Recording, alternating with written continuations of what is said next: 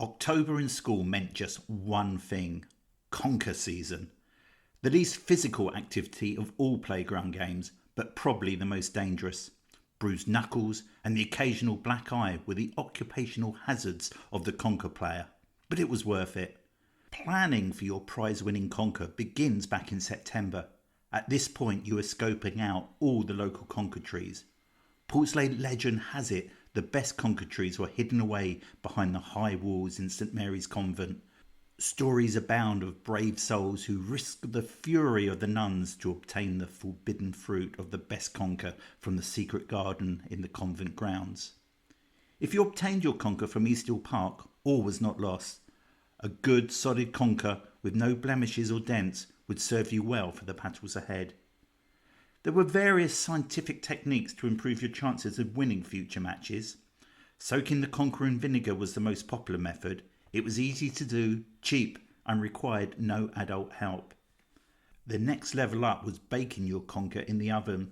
This did require adult help, and you would have to coincide your conker baking with your mum cooking the Sunday roast. Using a microwave was a very bad idea, as the conkers would explode after less than a minute inside. Covering your conker in wood varnish was not allowed, and rumours of conkers with concrete set within them were often unfounded. The string to hold the counter was also an important element. Usually it was from the shoestring gathered from those fancy shoes you only had to wear at weddings.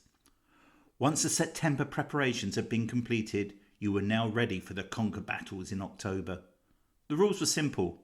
You each take it in turn to try and destroy the other person's conker by bashing it with yours. Initially the conker is a nunner, and its first win makes it a oneer.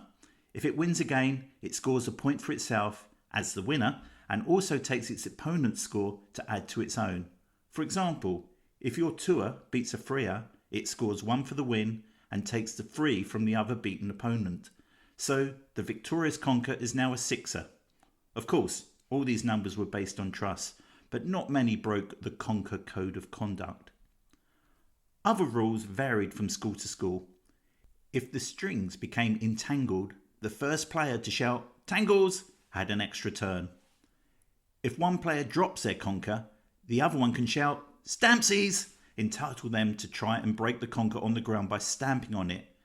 Shouting no stamps," before the other player can shout "Stampsies" prevents any stamping at all. According to the BBC, kids don't play conkers anymore, and if they did, it would probably be a virtual version on their smartphone.